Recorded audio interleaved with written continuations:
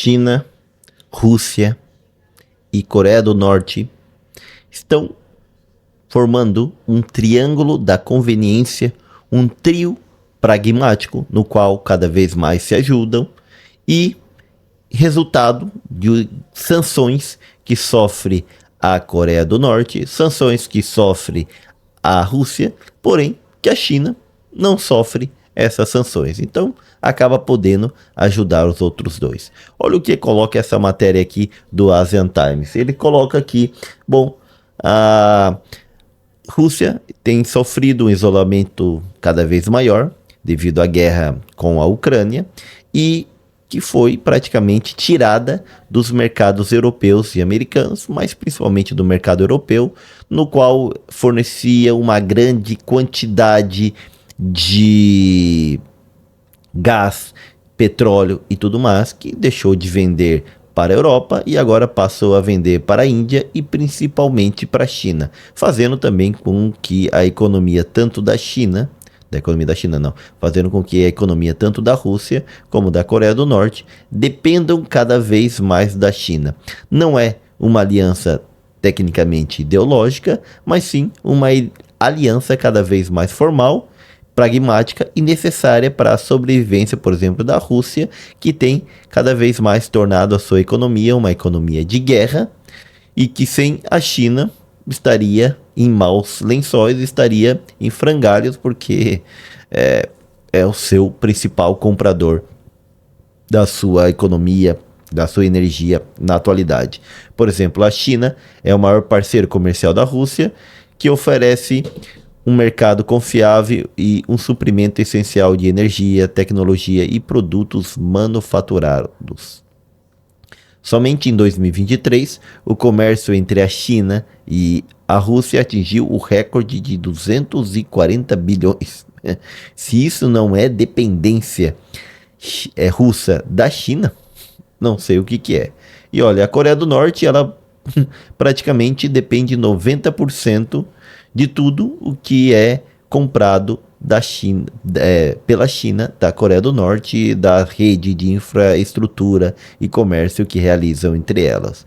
E agora, com a situação de isolamento da Rússia, a Coreia do Norte começou a uma maior participação na economia russa, e tanto da economia russa na economia da Coreia do Norte, e uma maior relação entre eles. Só para ter ideia aqui, ó, Moscou está conseguindo mão de obra barata da Coreia do Norte, também apoio logístico e ocasionalmente material e também de munições. Por isso, quando nós escutamos muitas vezes de que a Rússia está comprando munições da Coreia do Norte, é realmente porque muitas vezes sai mais barato produzir lá na Coreia do Norte do que fazer na própria Rússia, então eles compram de lá. Outra questão é que eles têm levado também uma grande quantidade de coreanos para lutar na guerra da Ucrânia e também para servir de mão de obra em várias regiões da Rússia, fazendo com que a relação entre eles tenha cada vez mais aumentado. Olha, Pyongyang, por sua vez, obtém acesso a alimentos, combustível e um certo grau de influência diplomática. Então, o resultado de tudo isso é uma rede de acordos econômicos informais e que às vezes é chamado de corredor comercial cinza, que permite a ambos os países a contornar certos aspectos-chave das sanções internacionais. E o mais engraçado de tudo isso é que, apesar desses dois países estar sancionados e oficialmente a China aplicar as sanções, a Coreia do Norte, por exemplo, na prática não acontece. Na prática acontece de que a Coreia do Norte faz um grande comércio com a China e com a Rússia, e a China, que não é sancionada, comercializa com o resto do mundo. E aí, vamos sancionar a China? A fábrica do mundo? Não vamos, não vai acontecer. Os Estados Unidos não vai impor mais sanções do que essa guerra tarifária que já está custando caro aos Estados Unidos. Então, mais do que isso, eles não vão fazer. Até porque boa parte do que é produzido hoje nos Estados Unidos depende também da China.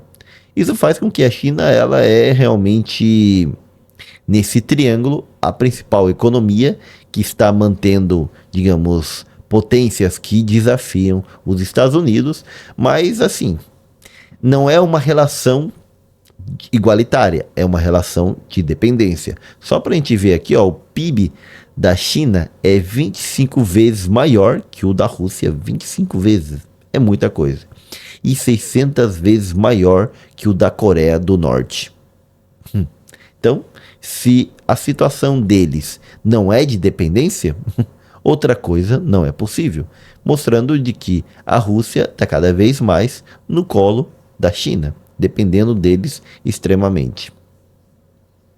E aí o artigo coloca aqui que a ascensão desse triângulo pragmático traz consigo diversas consequências regionais, como enfraquecimento da eficácia das sanções da ONU, que na prática acaba não servindo de nada, cria rotas para o transporte de mercadoria, mão de obra e energia, apesar das restrições. E fora que ameaça a segurança do Japão e da Coreia do Sul. Isso mostra de que quando existe uma única potência mundial, ela consegue colocar sanções sobre todo mundo. Porém, quando há mais de uma potência, isso já não é possível porque essa potência ela consegue tirar o efeito dessas sanções se ela não aplicar as sanções juntamente com a principal potência mundial que está tentando impor essas sanções. E é isso uma das causas de que, apesar de todas as sanções que fizeram os Estados Unidos e a Europa, a Rússia e continua com sua economia em crescimento, até muitas vezes maior do que antes. O Brasil mesmo compra uma grande quantidade de fertilizantes da Rússia, a Índia compra uma grande quantidade de petróleo bruto da Rússia, o refina e o revende, então fica bem difícil de que essas sanções se apliquem realmente sobre a Rússia, e fora que assim, se a Rússia consegue comercializar aqui com a China, com a Coreia do Norte, ela também já fez vários fóruns e também realiza comércio com vários países da África e do Oriente Médio. Praticamente ela está sancionada apenas da Oceania, da Europa e dos Estados Unidos. Mas o resto do mundo, como na América Latina, na África e no Oriente Médio, ela consegue continuar comercializando, fazendo com que o efeito dessas sanções é grande, porém não impede a sobrevivência do país, fazendo com que o efeito seja bem mitigado na economia russa. Então, esse triângulo aqui mostra de que hoje em dia os Estados Unidos têm cada vez mais poder e essa técnica de tentar diminuir a economia do país através das sanções já não funciona tanto como antigamente. Mostrando de que essas sanções não servem mais para quase nada. Às vezes até prejudica a própria economia que está sancionando, como é o caso da Europa, que viu o aumento da inflação, viu o aumento da energia, viu o decaimento das suas indústrias, como da própria indústria alemã, que era tão dependente da energia russa, já caiu em 4,3% a produção da indústria alemã, tendo como resultado das sanções que ela aplicou a outro país. Então, sai também prejudicada de tudo isso. E aí, o que você acha? Vai se unir cada vez mais a China, a Rússia e a Coreia do Norte e vão se tornar cada dia mais dependentes deles? Será que isso vai fazer com que politicamente também eles sejam subjugados pela China? Deixe aí nos comentários. Eu sou o professor Gessé Santiago, aqui da Escola de Filosofia Política, na qual buscamos analisar o que acontece no Brasil e no mundo, porém sem políticos e sem ideologias de estimação.